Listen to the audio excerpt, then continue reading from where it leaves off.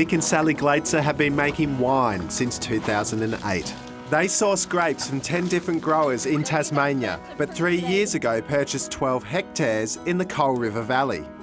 If we're ever going to grow, we really need to be able to increase our own grape supply, and that's getting trickier because everyone wants to buy down here, so we really needed to plant our own vines. Last vintage Tasmania was recognised as the 12th most valuable wine region in the nation.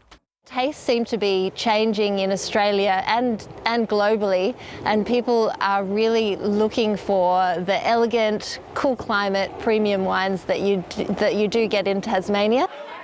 Tasmania is being seen as an area with great potential, as mainland growing regions face rising temperatures due to climate change. Some local winemakers see that investment and competition as a positive. They've got the avenues to open up some of the different export markets for us, so they can do a lot of the legwork. With this increase in demand comes challenges. Just down the road, James and Peter had to think creatively when the winemaking facilities they used reached capacity. It just became too hard, so we started to explore other options, and one of them was to build our own facility.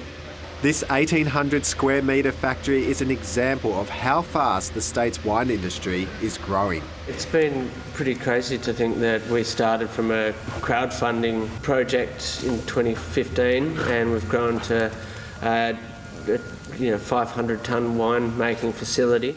And they want to make sure that other winemakers aren't squeezed out. We're looking to provide a service for those who grow their own fruit, who are based in Tasmania and are Tasmanian owned, to make small batch precision wines at an affordable price.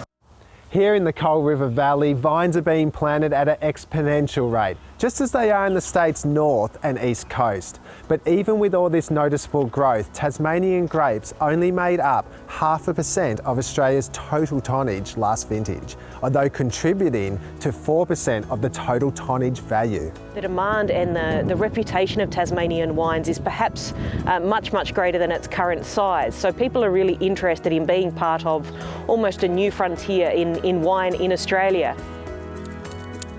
For the Glaetzer family, the future is looking bright. It would be great to have something to pass on to the kids in the future. They both say, or the two big ones say that they want to be winemakers when they grow up, so we'll see about that. Luke Bowden, ABC News.